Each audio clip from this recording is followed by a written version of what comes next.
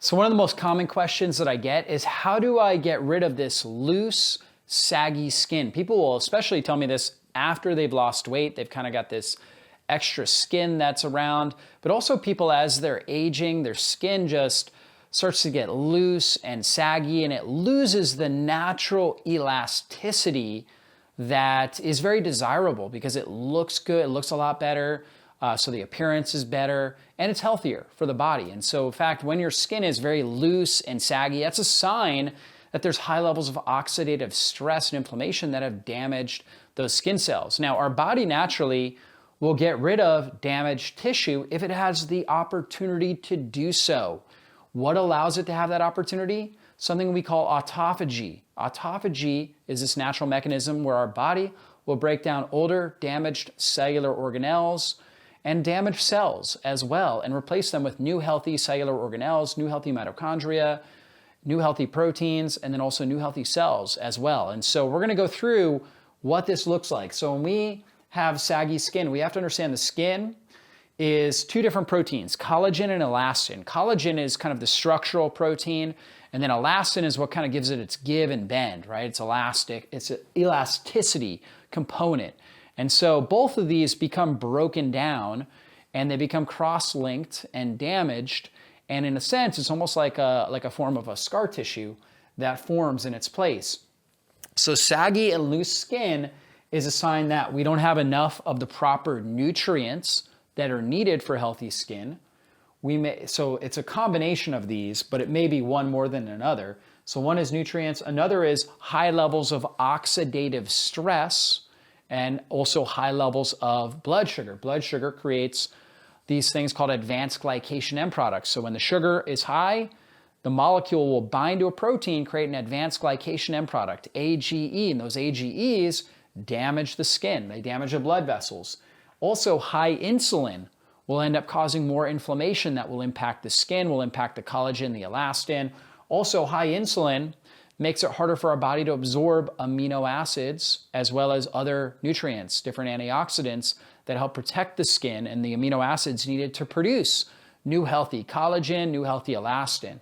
So keeping our blood sugar balance, super critical. And then also high stress hormones. So when we have high cortisol levels because we're stressed, that's going to create higher blood sugar. Cortisol is what we call a glucocorticoid, meaning its job is to elevate blood glucose. Higher blood glucose is going to lead to more advanced glycation end products and higher insulin, and that's going to create more inflammation, more oxidative stress that damages the skin cells, creating that saggy and loose appearance. So what do we need to do? Well, number one is make sure our diet is rich in key nutrients that we need for the skin. First one is protein. We know collagen and elastin are proteins. So what are they made out of? Amino acids. So we can take in proteins, even something like a collagen protein or collagen peptides, but we still have to metabolize that down into amino acids. And then our body needs to be able to take those amino acids and create collagen, create elastin out of them. So we need protein, amino acids. We need to have good stomach acid to be able to digest and absorb the protein and break it down into amino acids. For some individuals, if they're older, if their stomach acid is really weak, we can even supplement with an essential amino acid mix that provides critical amino acids that they need to create the building blocks for healthy collagen and elastin, as well as healthy lean body tissue as well. So getting the protein, amino acids, getting good fats in, obviously making sure we're avoiding bad fats like corn oil, soybean oil, safflower, cottonseed, peanut oil, canola oil. All those things drive up oxidative stress. And remember, back up here, I talked about high levels of oxidative stress create saggy and loose skin, right? That damages the collagen and elastin. Well, those bad fats, that's what they do. They create high oxidative stress that damages these key proteins. So good fats are going to be things like grass-fed butter. Grass-fed butter is very rich in fat-soluble vitamin A, retinol. Also pasture-raised eggs, very rich. The egg yolk is very rich in retinol, vitamin A, this fat-soluble form of vitamin A. That fat-soluble form of vitamin A that you can't actually get from plants. You get a beta-carotene, which has to be converted into retinol, and it's not converted at a good rate. And so that fat-soluble vitamin A is super critical for skin health, eye health, brain health. And again, grass-fed butter, pasture-raised eggs, best sources of that. Also, you have things like avocados, which are rich in lutein and zeaxanthin, which are these powerful carotenoid antioxidants that are very protective of skin health. So those are great. Extra virgin olive oil, which is rich in oleocanthals and hydroxytyrosol, great for skin health. Vitamin E as well. In the fresh pressed, ideally, extra virgin olive oil, that's going to give you the most polyphenols there. Colorful fruits and vegetables. Colorful fruits and vegetables are fantastic to add in.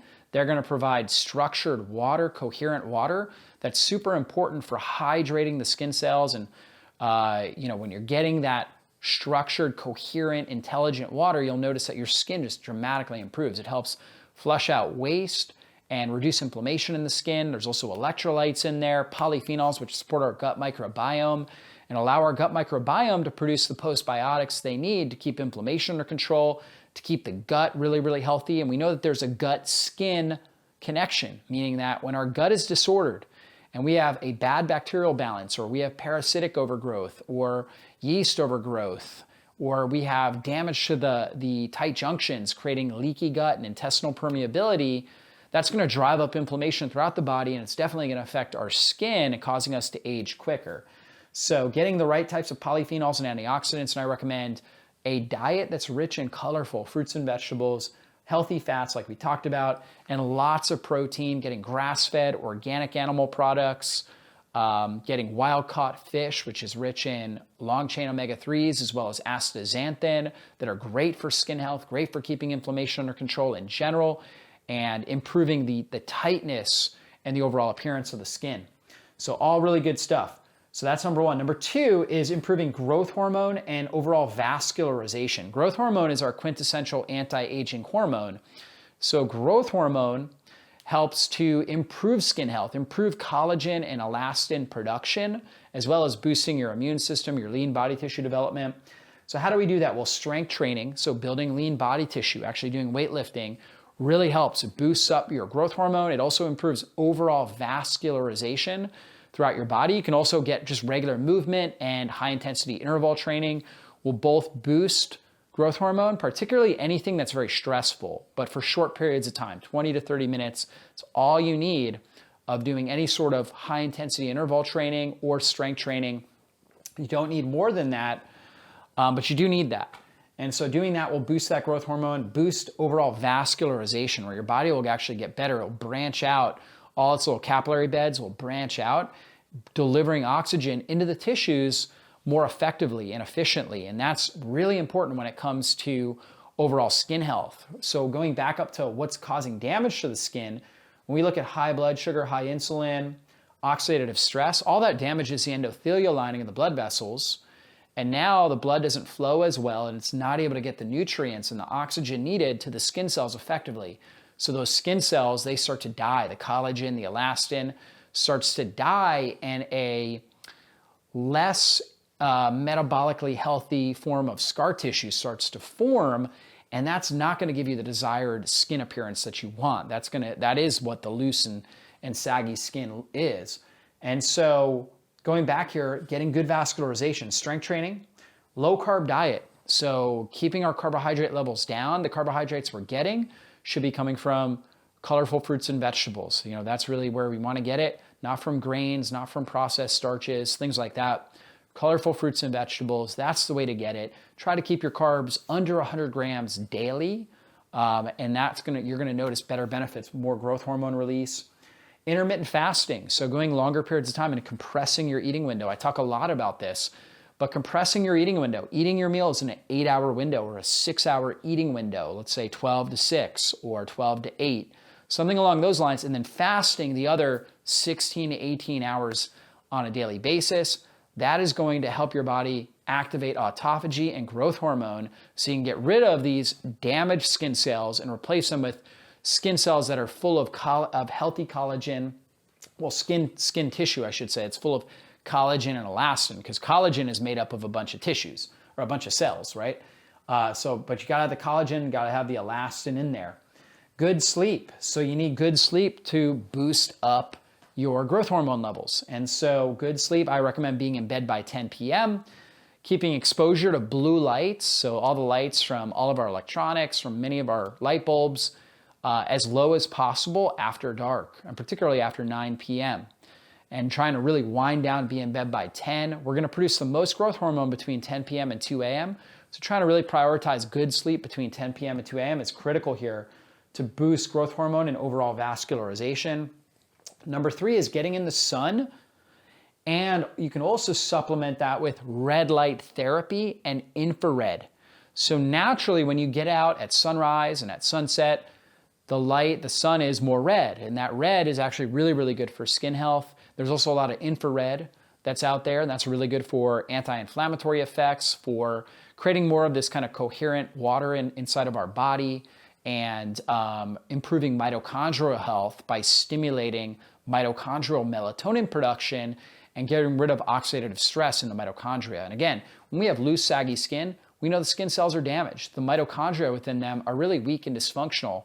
And so we want to get rid of those bad ones and activate more good ones. And so getting sun, red light therapy, and infrared is helpful. Now, one great benefit is actually getting a red light infrared device. So some of you guys may have an infrared sauna, you're getting infrared exposure there, but you can get a red light panel that has red light and infrared combined and put that and have that shine on your body for 15 minutes, let's say, on each side.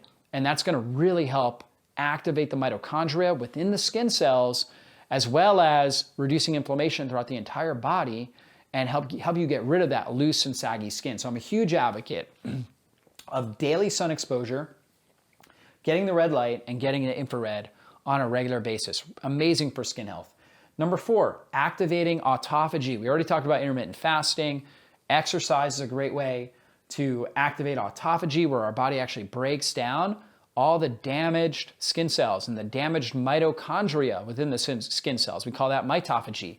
So we actually break those down, get rid of the bad ones and add in good ones, or repair ones that are damaged but not beyond repair, right? So they can be repaired so they can function optimally. Well, how do we do that? Again, intermittent fasting, exercise, and then there's also herbs and compounds that help. One of the best ones, particularly when it comes to skin cells, is resveratrol. Resveratrol is a polyphenol that's found in dark berries, grapes, like purple grapes, muscadine grapes have resveratrol, blueberries, things like that. But you can get clinical doses taking a supplemental form of resveratrol, really great for helping improve skin health. Green tea, the catechins in green tea, EGCG, really great for helping improve skin health as well. Curcumin, or you may have heard of turmeric. So the polyphenol in there, the main one that's well studied is curcumin. That can be really, really powerful for helping to improve autophagy, improve overall skin health. So you'll notice that with those. And then also, you might want to go into a deeper fast. So when we're in this fasted state, our insulin levels are low, and the body needs to get energy from somewhere. It needs proteins from somewhere. So what will it do? It will actually start to scavenge all the different areas of scar tissue and older, what we call senescent or aged tissues and aged cells of the body, and break those down and use them for energy, and use the proteins to help form new blood cells and all the critical proteins. And so when we go on something like a 3 to 5 day fast, we'll start to scavenge a lot of that loose, flabby tissue, loose, flabby skin, and over time metabolize that and then form new healthy, because our growth hormone's elevated. Growth hormone turns on the production of new, healthy, embryonic or young cells, young with strong collagen, strong elastin to help form our skin. So undergoing something like that will really jumpstart what you're doing, and you can combine a lot of these strategies with it. And then number 5 is getting some more hormetic stressors involved. So exercise is a hormetic stressor in the sense that it stresses our body, but our body adapts and becomes stronger and more resilient as long as we provide the right nutrients and the right rest and recovery. We get stronger, we get more resilient. But if you were to take blood work, right in the middle of a workout, it would look like you had a heart attack because you're stressing those muscles. It is a stressor, but once you recover with the right nutrients, the right rest, now you're gonna get stronger and more efficient and more resilient. Well, it's the same thing with things like heat exposure or cold exposure. So getting in an infrared sauna or working out intensely outside in the heat, where you're getting your body temperature up at a high level, an uncomfortable level, that will actually activate what we call heat shock proteins, which metabolize inflammation, inflammatory waste, damaged scar tissue, things like that, and will also help make you stronger and more resilient.